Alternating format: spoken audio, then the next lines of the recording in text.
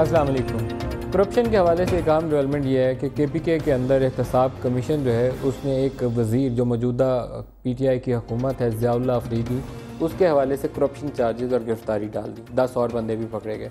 Corruption के हवाले से नैब ने सुप्रीम कोर्ट के अंदर 150 मेगा करप्शन के जो बड़े बड़े हमारे स्कैंडल्स हैं या केसेस हैं, स्कैंडल्स तो नहीं कहना चाहिए, केसेस हैं वो नैब के पास, उसकी तफसीलात भी जमा करा दी।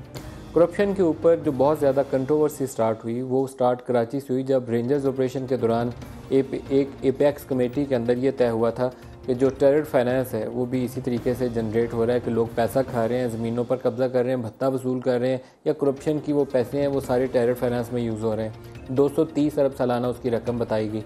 तय उस मीटिंग में ये हुआ कि जो लोग इसमें इन्वॉल्व हैं एक कमेटी बना दें, नैब और FIA वाले जो हैं उसमें एक्सपर्ट हैं, उन लोगों को पकड़ा जाए। जब हाथ डालना शुरू हुआ तो रेंजर्स और सिंध हुकूमत की लड़ाई होगी। अब तो इख्तियारात को 1 महीने तक एक्सटेंड कर दिया गया, लेकिन तनाव जो है वो बरकरार है। एक तनकीद आर्मी के ऊपर आती है। NLC के 3 जनरल्स के ऊपर केस हुआ था शुरू, और जब वो फैसला का मौका आया तो उस वक्त जनरल कियानी थे, उन्होंने उनको यूनिफॉर्म में, रिटायर्ड जनरल्स को यूनिफॉर्म दिलवा के कहा कि आर्मी इनका ट्रायल करेगी। आज हारून रशीद साहब ने एक आर्टिकल में जनरल कियानी के भाइयों का तज़किरा किया, क्योंकि बहुत सारे जो पाकिस्तान में करप्शन के केसेस हैं उसके इर्द गिर्द बहरिया कहीं ना कहीं घूमता हुआ नज़र आ रहा है। बहरिया से कॉन्ट्रैक्ट किया था, प्लॉट लिया था, ज़मीन का लेन देन किया था, DHA का से कॉन्ट्रैक्ट था। बहुत मेगा कंस्ट्रक्शन की कंपनी है और उसका नाम बहुत ज़्यादा जगहों पर प्लॉट लेन देन में जुड़ा हुआ है। तो कराची के अंदर भी जो इस वक्त पीपल्स पार्टी की हुकूमत से वहाँ पर ये एंटी करप्शन ड्राइव के दौरान जो लड़ाई वाला मौका आया, वो सिंध कंस्ट्रक्शन अथॉरिटी के हवाले से हो या दूसरे डिपार्टमेंट से मलीड डेवलपमेंट अथॉरिटी के हवाले से हो, उसमें कहीं हर जगह पर हमें रियाज मलिक और बहरिया टॉन नज़र आती थी। जनरल कियानी के भाइयों का लेन देन भी जो है इन्हीं के साथ है। तो इस वक्त फ़ौज के अंदर कैफियत यह है कि फ़ौज के अंदर ये बड़ी बावसूख इन्फॉर्मेशन है जो मैं आपको बता रहा हूँ, तस्दीक शुदा इन्फॉर्मेशन है कि सीनियर मोस्ट लेवल के ऊपर जो लोग भी करप्शन में या करप्ट प्रैक्टिसेस में इन्वॉल्व थे, जनरल राहील और जो DGISI, 2 बड़े पावरफुल पर्सनालिटीज़ होते हैं आर्मी के अंदर। तो ये एक पैराडाइम शिफ्ट कहना चाहिए फ़ौज की सोच के अंदर, जो पहले कभी था नहीं, मैंने नहीं देखा एटलीस्ट 20-25 सालों में। ये जब भी जनरल ज़िया दौर की भी खबरें पढ़ें तो नज़र नहीं आता, जो जनरल्स पावर में आते थे वो बड़े अमीर होकर रिटायर होते थे। और इसी तरीके से जनरल परवेज़ मुशर्रफ के दौर में भी आपको एक अजीबोगरीब समा नज़र आया होगा कि पॉलिटिशियंस के नामों के ऊपर तो ठप्पे लग रहे होंगे लेकिन दूसरे लोगों पे हाथ डलता हुआ नज़र नहीं आया होगा। वो अब शिफ्ट हो गया, माइंडसेट चेंज हो गया। उन्होंने इंटरनली अपने इंस्टीट्यूशन के अंदर खुद से एहतसाब का अमल शुरू कर दिया। हारून साहब, आज आपने आर्टिकल में तज़किरा भी किया हुआ है कि जनरल कियानी के भाइयों ने जो कुछ किया उसकी सज़ा वो खुद पाएंगे। थोड़ी सी वजाहत करेंगे इसकी? नहीं, कोई वजाहत नहीं है। जो भी कसूर उन्होंने किया हो, एकदम मैं आपसे एग्री नहीं करता। जो भी जनरल आया अमीर होकर गया, कौन सा जनरल है जिसके पास नवाज शरीफ और जरदारी जितनी है, चौधरी जितनी दौलत है? अलबत्ता जिसने छोटी भी बेकायदगी की हो, जिम्मेदार मनसब पे है, ना भी हो जिम्मेदार मनसब पे, वो अपना बोया हुआ काटे। और उसूल यह है कि बड़े मगरमच्छों पे पहले हाथ डालने चाहिए। और तो उसके बारे में मतलब मैंने यही लिखा, बेकायदगियां तो उन्होंने की हैं, इसमें कोई शुबा ही नहीं है। मेरा पॉइंट यह है कि जनरल कियानी उसमें जिम्मेदार बराह रास्त नहीं है। अगर आप अखलाकी तौर पर कहें तो हैं, उनके भाई थे, मगर ना उन्होंने सिफारिश की जो मैंने तहकीक किया, ना किसी को आमादा किया। शहबाज शरीफ ने उनसे कहा आपका भाई हमारे साथ काम कर रहा है, बहुत छोटा सा प्रोजेक्ट था रिंग रोड का, उन्होंने कहा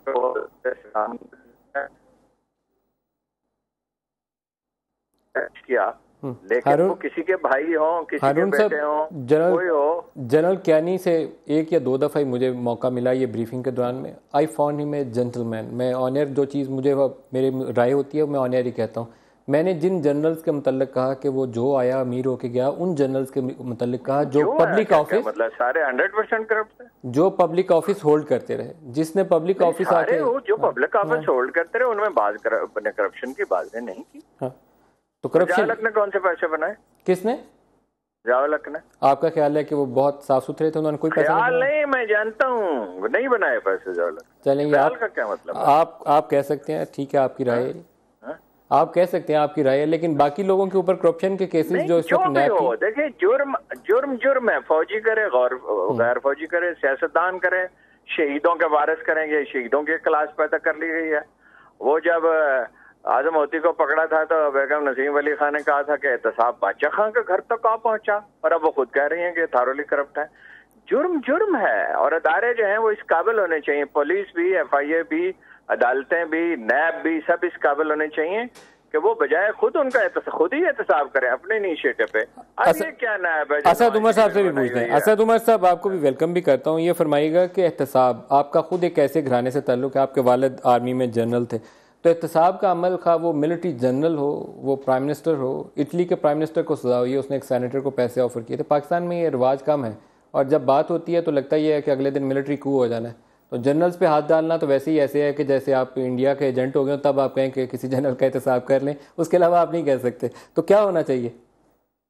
सर मैं तो कहता ही हूँ कि पाकिस्तान में हमने माहौल ये बनाया हुआ है कि अगर आपने किसी जज के बारे में कुछ कहा या तफ्तीश करने की कोशिश की तो अदलिया की आज़ादी के ऊपर हमला है। अगर आपने फौज के किसी जनरल के बारे में सवाल पूछा तो फौज की गैरत और पाकिस्तान की सिक्योरिटी पर हमला है। आपने किसी सियासतदान के बारे में सवाल पूछा तो जमहूरियत पर हमला है। और अगर किसी जर्नलिस्ट या किसी मीडिया ओनर के बारे में सवाल किया तो वह आज़ादी सहाफत पे हमला है।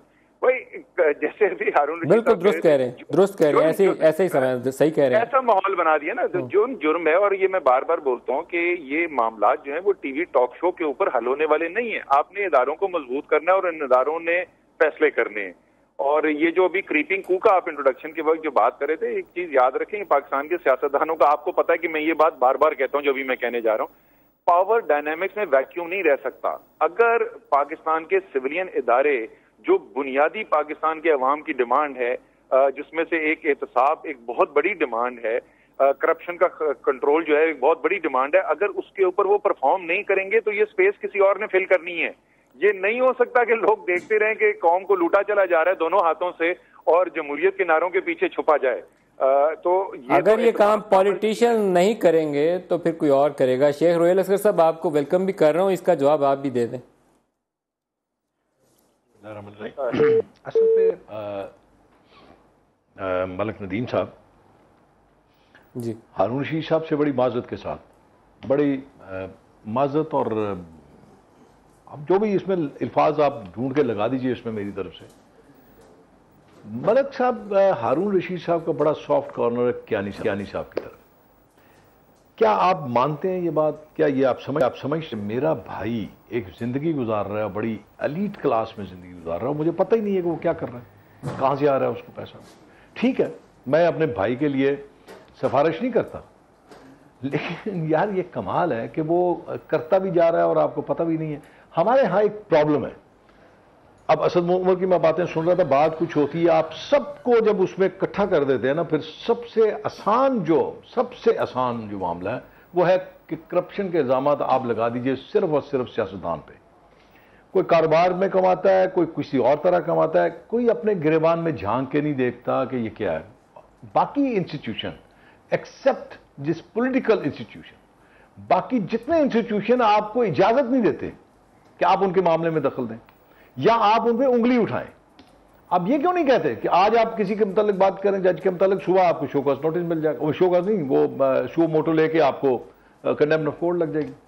आप किसी जनरल के खिलाफ बात कीजिए, सबको पता है, जाइए आप जाके ड्राइंग रूम देख लीजिए जाके, मैं नहीं कहता, मैं देख लीजिए, मतलब क्रॉस द बोर्ड। मैंने आज पहली दफा ये सुना है, और पहली दफा in the history of the army, कि एक सिटिंग जनरल अपने ही लोगों के खिलाफ इस बात पे कमर बस्ता हो गया कि आप इस पे करप्शन पे किसी किस्म का कोई कंप्रोमाइज नहीं। और ये इसमें दुरुस्त है, इसमें कोई दो राय नहीं।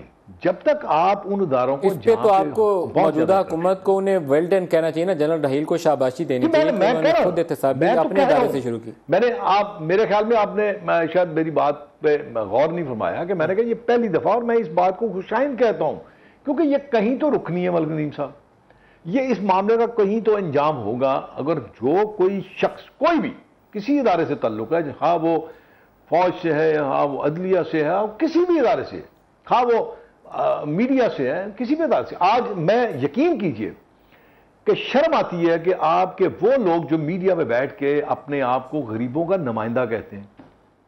और अगर आप जरा प्रोब इन करके देख लीजिएगा उन पर्दा नशीनों, नाम जरा देखिए, वो बहरिया टाउन जिसका आपने जिक्र किया है, उस बहरिया टाउन के पेपर के ऊपर के नाम है। अब मुझे नहीं पता वो फेक हैं, वो ओरिजिनल है, लेकिन आज आपके सोशल मेरे पास मीडिया में उसकी वो तस्दीक नहीं है। ये तस्दीक आप हुकूमत वक्त आप कर सकते थे। अच्छा, मैं कमरजमान कायरा साहब भी मेरे साथ मौजूद हैं, इन्हीं की हुकूमत में वो लिस्ट सामने आई थी। कमरजमान कायरा साहब, आपको वेलकम भी करता हूँ।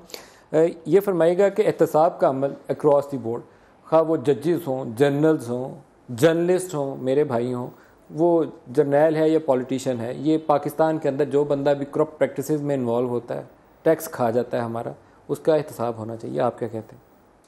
बिल्कुल होना चाहिए, इसमें दो राय नहीं। देखिए नदीम साहब, कोई भी ज़ी शऊर बंदा ये नहीं कह सकता, ये नहीं कहेगा कि एहतसाब होना चाहिए, अकाउंटेबिलिटी होनी चाहिए, करप्शन का ख़ात्मा होना चाहिए।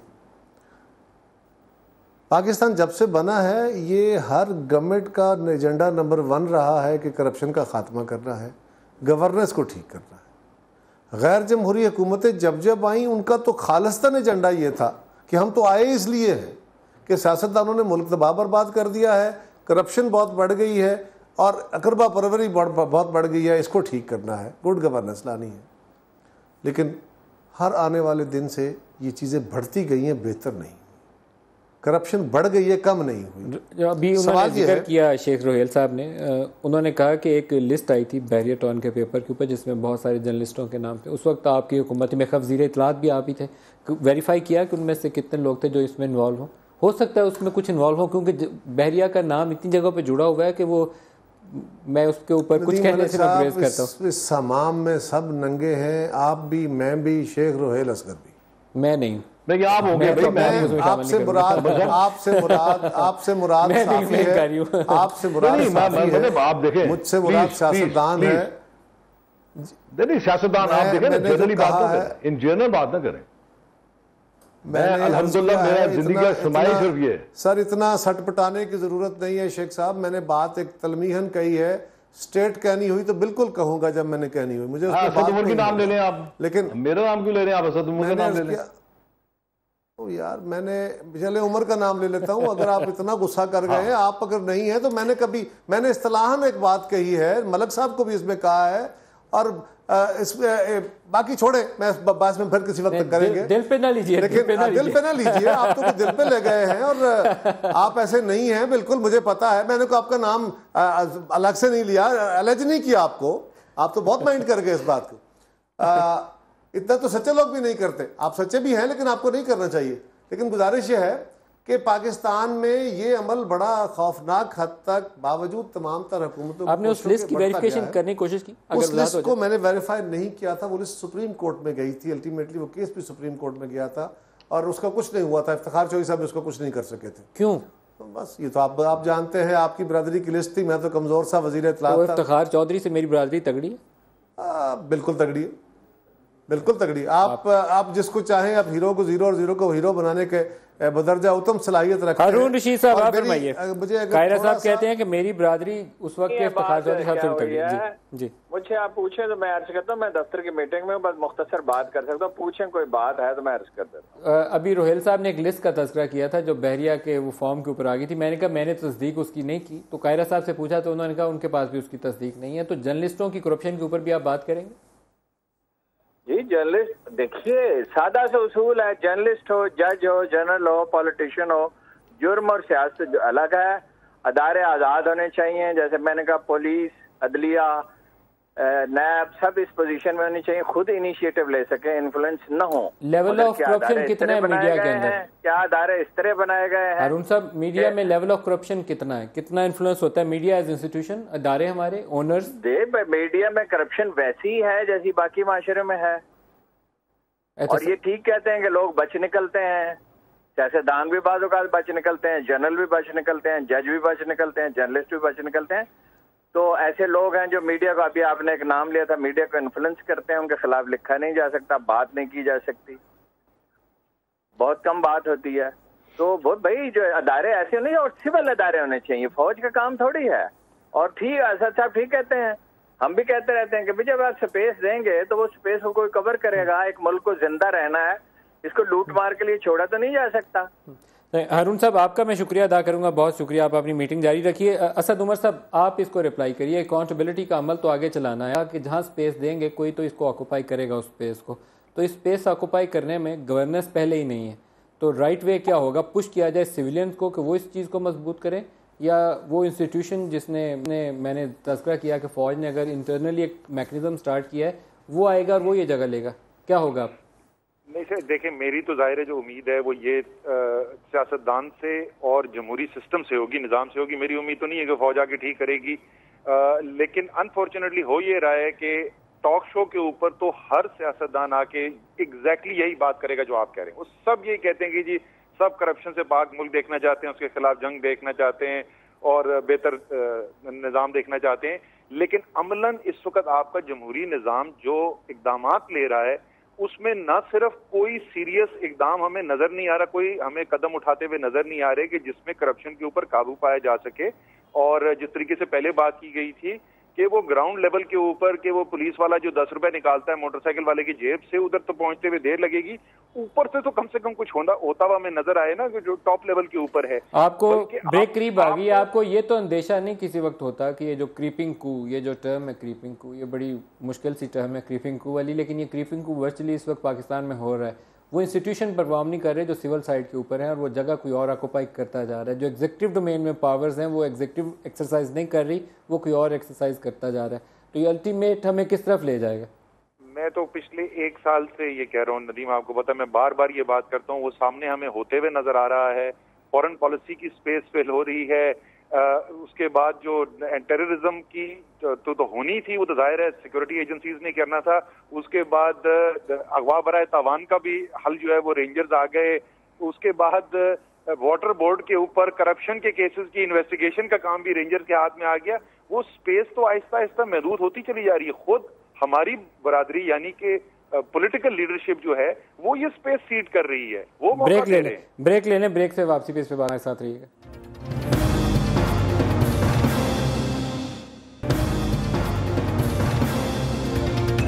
Welcome back. General Hamid Khan Ehtesab commission KPK के चेयरपर्सन इस वक्त हमारे साथ हैं। अस्सलाम वालेकुम जनरल हामिद साहब। जी वालेकुम अस्सलाम, क्या हाल है?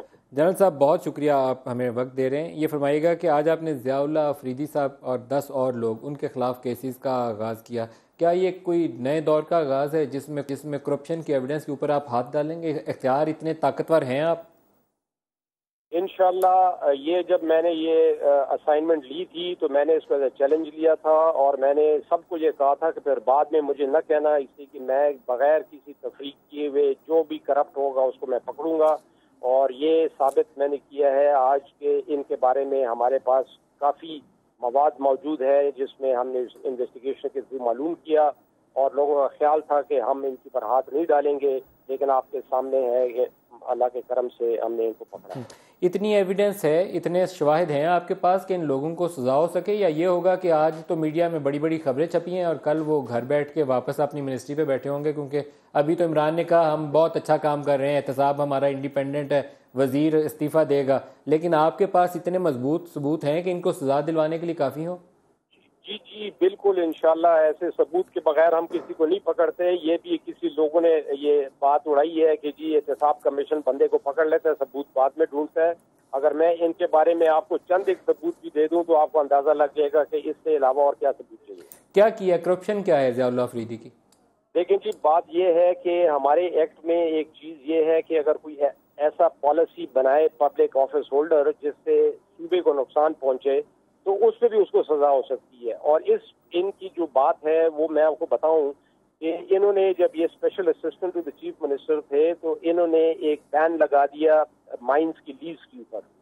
अच्छा, उसके ऊपर जब बैन लगाया वो इलीगल था, लेकिन फिर चीफ मिनिस्टर ने उसको चूंकि एंडोर्स किया तो वो चीज जो है हो गई। लेकिन उससे नुकसान क्या हुआ कि लोगों ने उन माइंस पे जो खाली पड़ी हुई थी, लीज पे नहीं गई हुई थी, उनमें से इलीगल माइनिंग शुरू कर दी और उस इलीगल माइनिंग की वजह से सूबे को बहुत नुकसान हुआ है। और उस इलीगल माइनिंग से इन सब को बीच में हिस्सा जा रहा था। मैं एक दो माइंस का आपको सिर्फ जिक्र करूंगा। एक मुनशहरा के करीब मामा खेल की लाइटराइट माइन है जिसका सीमेंट के लिए सामान जाता है।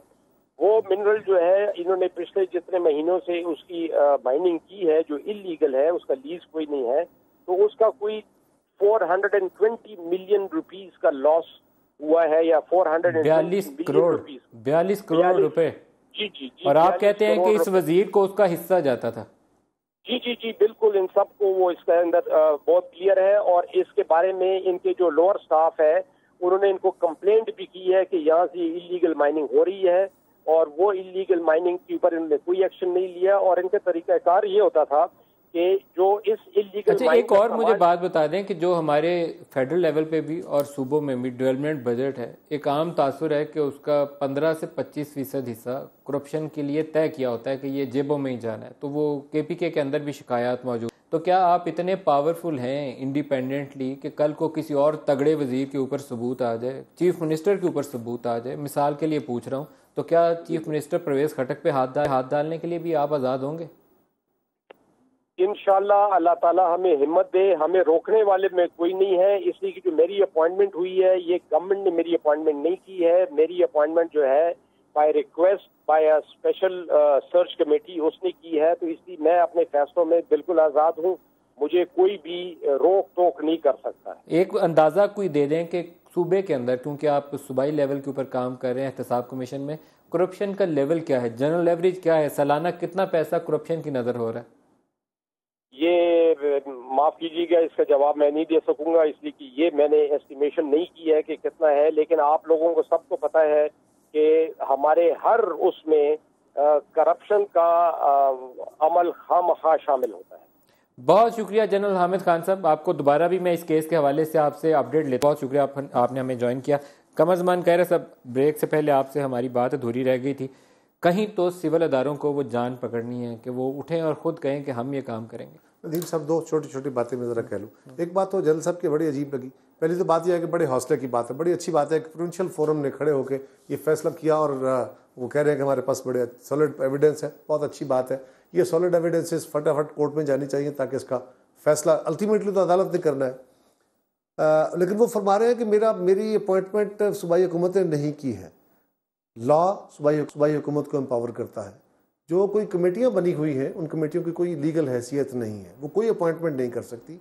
हाँ, कंसल्टेशन के हवाले से वो भी कंसल्टेशन इनफॉर्मल तो हो सकती है, फॉर्मल कंसल्टेशन भी नहीं है क्योंकि लॉ में उसकी प्रोविजन नहीं है।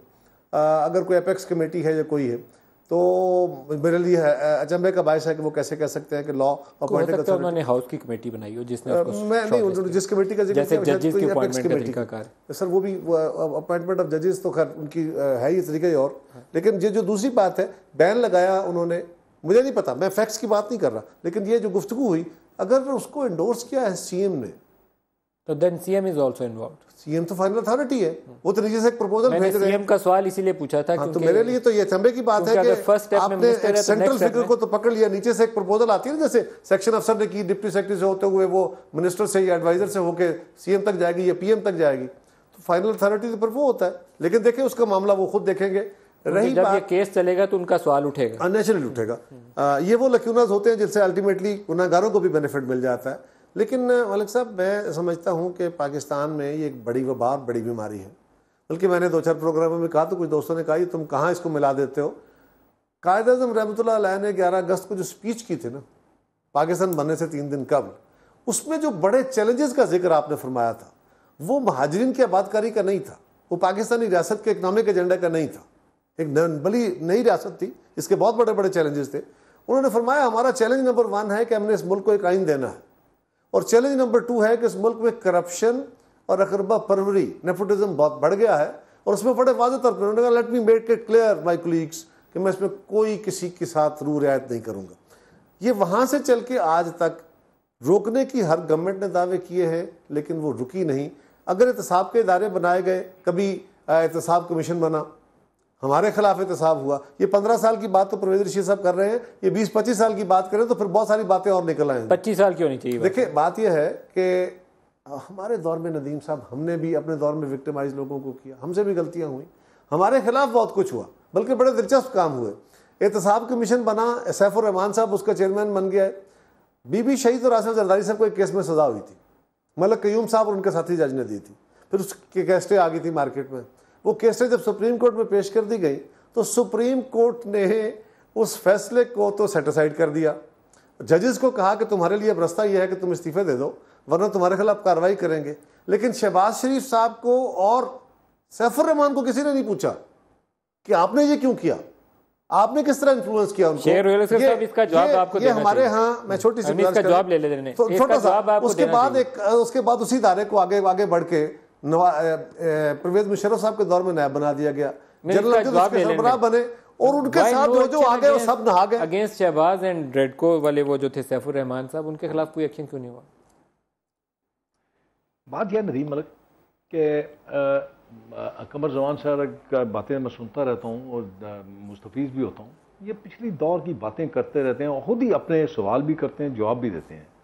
अगर फ़र्ज़ कीजिए सैफुर रहमान ने ये सब गलतियाँ की, तो जब इन्होंने जो कुछ किया उस पर इन्होंने क्यों नहीं उस पर एक्शन लिया? फिर जब ये सारा कुछ करते रहे, और मैं बरमला ये बात कहता हूँ, ना इनके पास का रोक था ना किसी और के पास का रोक था। मैं उस जमाने के जो इनकी हुकूमतें गई हैं, मैं ये कहता हूँ इनकी शहबाज शरीफ और सैफुर रहमान के खिलाफ एक्शन लेना किसी के बस का रोक नहीं था।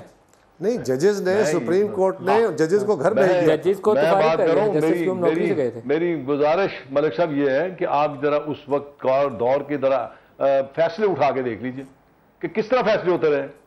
कि एक प्राइम मिनिस्टर को अगर घर भेजना तो उसको C-130 भेजा जाता था, या अगर भेजना तो प्रेसिडेंट साहब बुला के उसके साथ मतक्का लगा के बैठ जाते थे। ये मतलब इन बातों में अब रहा कुछ नहीं, आगे की तरफ चलिए। अभी तो पिछले 5 साल जो सर क्यों नहीं रहा इसमें? पार्टी गुजार के गई है, मौजूद है तो क्यों नहीं रहा? मतलब नहीं, मैं आपसे डिसएग्री करता हूं।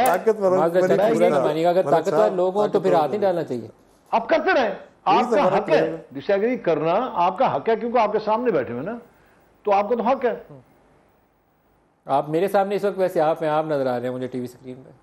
मैं अर्ज ये करता हूं कि ये जितने मासूम है इतने मासूम नहीं है। ये जो कुछ हुआ 2008 से लेकर 2013 तक, आप उसको छोड़ दीजिए, आप इसको सामने रख लीजिए, आपके सामने ही है जो कुछ किया। असद उमर साहब, सर मैं असद उमर साहब, इसका आपने असद उमर साहब को भी साथ में, असद उमर साहब आपको इस क्वेश्चन को एड्रेस करना है। मुझे थोड़ा सा मौका दीजिए। करंट सुनते रहेंगे जी, लेकिन मैं छोटा शेख साहब नहीं करेंगे। शेख साहब ज्यादा गुस्से में आ गए हैं, थोड़ा सा गुस्सा कम करें। पहली बात तो यह है कि जो हकायक है वो सबके सामने, ये सारी दुनिया है, कुछ पता नहीं क्या मसला है, लेकिन गुजारिश है, देखिए गुजारिश ये है, मैं तो सिंपल ये कह रहा हूं, 5 साल के बाद अगर खुदा न खास्ता किसी की नजर ना लगी कमीशन तो हर 5 साल बाद आपने आवाम से वोट उसी को कंटिन्यू करके फैसला करना है। परवेज मुशर्रफ साहब ने नैब बनाया, नैब के दौर में भी ऐसा हुआ।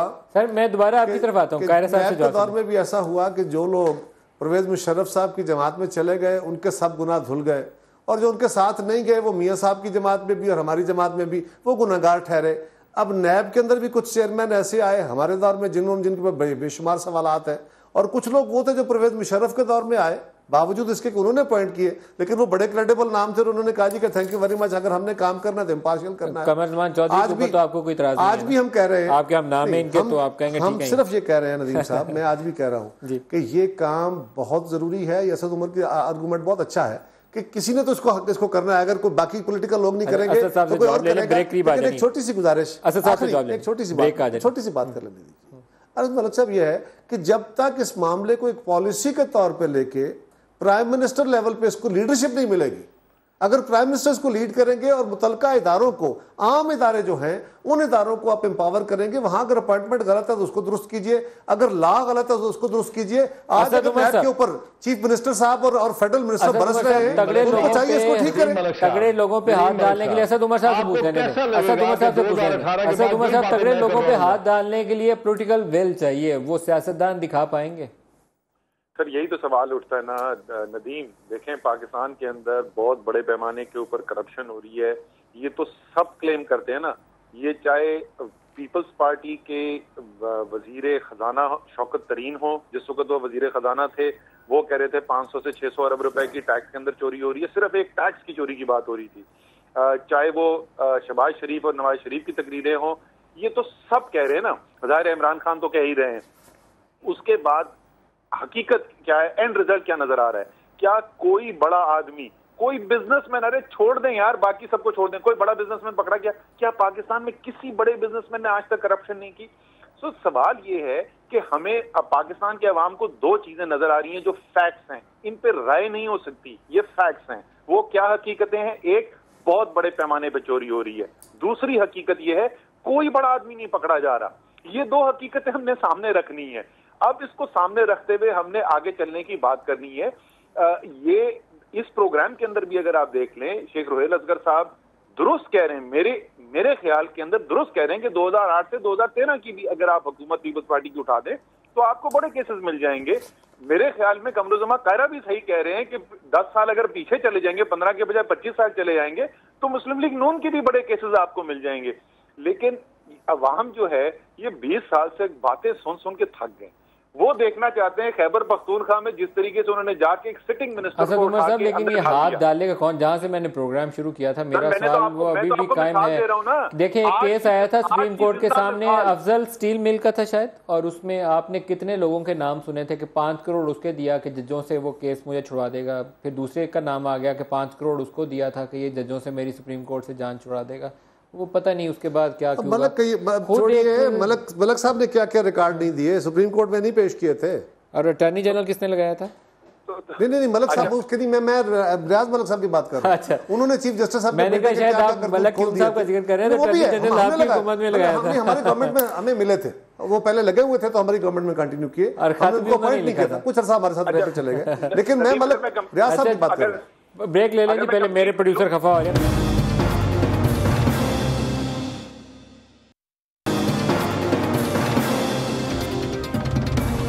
ये प्रोग्राम में दोबारा आपको खुशामदीद कहते हैं। कायरा साहब, क्या ही अच्छा हो कि जिन लोगों के नाम आ रहे हैं एक्सपेडिशनसली केसेस भी मूव करें, जिसको सजा होनी है हो, जिसको रिहा होता है वो भी बाइज्जत बरी हो जाए। सब इस मुल्क में पहली बात तो यह है, मैं अल्लाह करे मेरा ख्याल गलत हो, मुझे नहीं लगता कि ये नैब के केसेस में कोई जान है कि इसमें कोई चीज़ निकलेगी।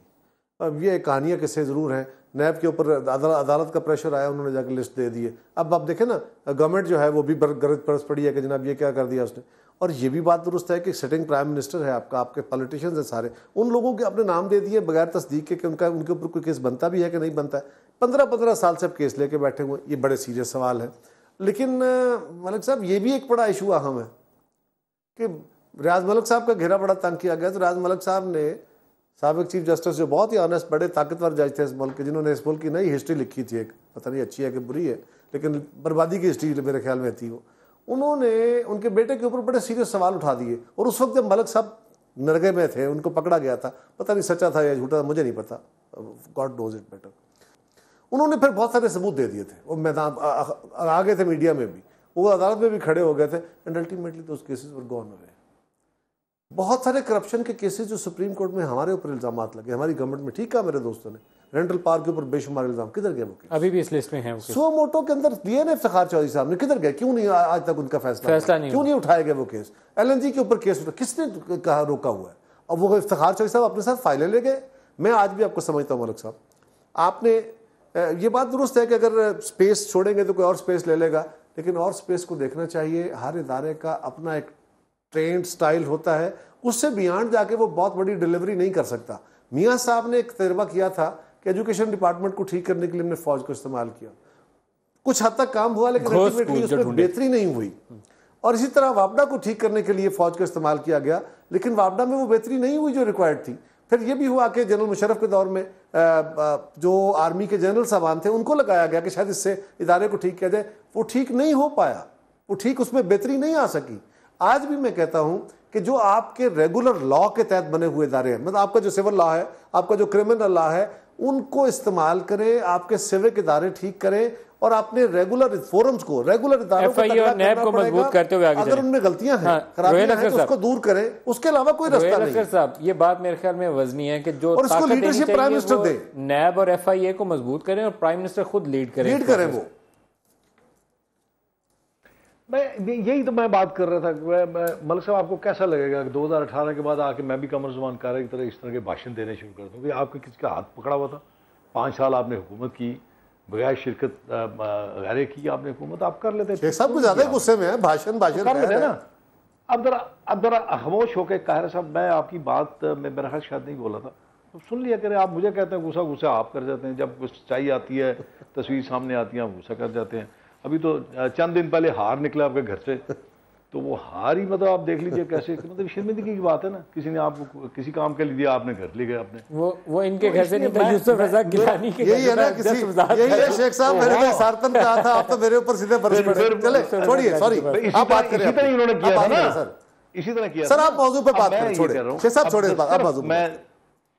मैं सिर्फ ये बात कह रहा हूं कि अब देखें, हमारे यहाँ हमारा जो इंस्टीट्यूशन है उसके लिए दो चीजें हैं। आप अगर खुदा न खास्ता कोई शख्स इसमें मुलव्वस है तो वो इसको भुगतेगा, चार्जेस भी भुगतेगा, और उसके बाद 5 साल के बाद उसको अवाम भी, अब बहुत ज्यादा अवेयरनेस आ गई है, अगर आप करेंगे तो अवाम इसको छोड़ेंगे नहीं। एक एहतसाब आपका अवाम करेगी, दूसरा एहतसाब आपको अदालत में करने, अपनी अदालतों को, अपने इंस्टीट्यूशंस को। बिल्कुल ठीक है, मैं आपके बिल्कुल इस बात पे हक में हूं, बोलता हूं, मैं कहता हूं कि आपको इस मुल्क को अगर ठीक करना है तो इंस्टीट्यूशंस को आपको स्ट्रॉन्ग करना होगा। और कमरजमान कायरा साहब, असद उमर साहब और जनरल हामिद हमारे साथ थे, सबका बहुत शुक्रिया। आज के प्रोग्राम से इतना ही, इजाजत दीजिए, खुदा हाफिज।